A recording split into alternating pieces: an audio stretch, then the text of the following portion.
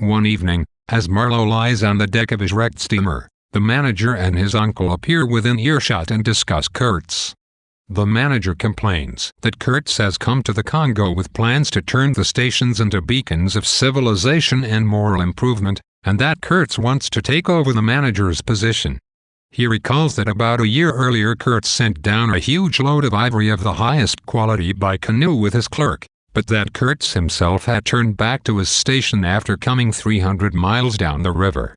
The clerk, after turning over the ivory and a letter from Kurtz instructing the manager to stop sending him incompetent men, informs the manager that Kurtz has been very ill and has not completely recovered. Continuing to converse with his uncle, the manager mentions another man whom he finds troublesome, a wandering trader. The manager's uncle tells him to go ahead and have the trader hanged, because no one will challenge his authority here. The manager's uncle also suggests that the climate may take care of all of his difficulties for him, implying that Kurtz simply may die of tropical disease. Marlowe is alarmed by the apparent conspiracy between the two men and leaps to his feet, revealing himself to them. They are visibly startled but move off without acknowledging his presence. Not long after this incident, the El Dorado expedition, led by the manager's uncle, disappears into the wilderness.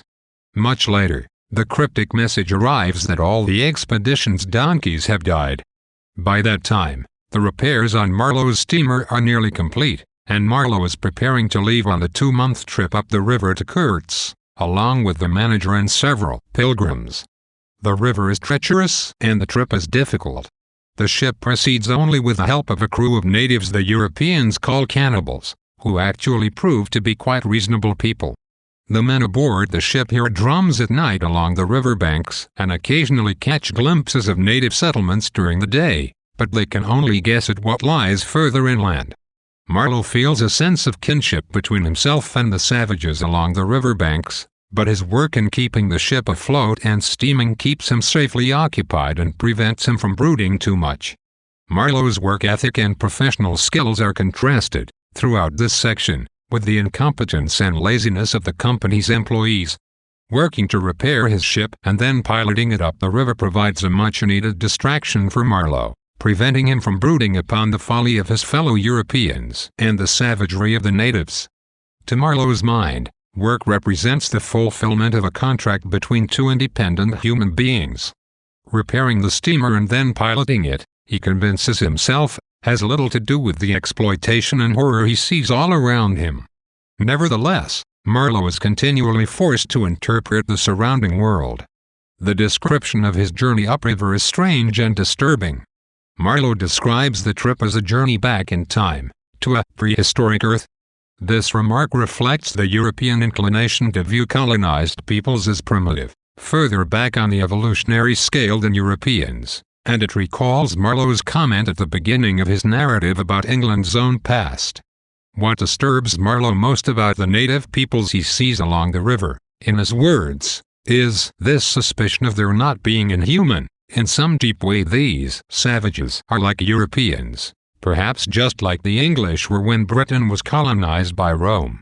Marlowe's self-imposed isolation from the manager and the rest of the pilgrims forces him to consider the African members of his crew, and he is confused about what he sees.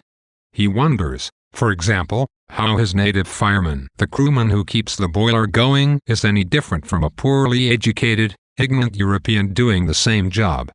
The mysterious figure of Kurtz is at the heart of Marlowe's confusion. The manager seems to suggest that his own resistance against the consequences of the tropical climate reflects not just physical constitution but a moral fitness, or the approval of some higher power. That this could be the case is terrifying to Marlowe, and in his shock he exposes his disdain of the manager to the man himself. Yet Marlowe has a difficult time analyzing what he has overheard about Kurtz. If the manager's story contains any truth, then Kurtz must be a monomaniacal, if not psychotic individual. Next to the petty ambitions and sycophantic maneuverings of the manager, however, Kurtz's grandiose gestures and morally ambiguous successes are appealing.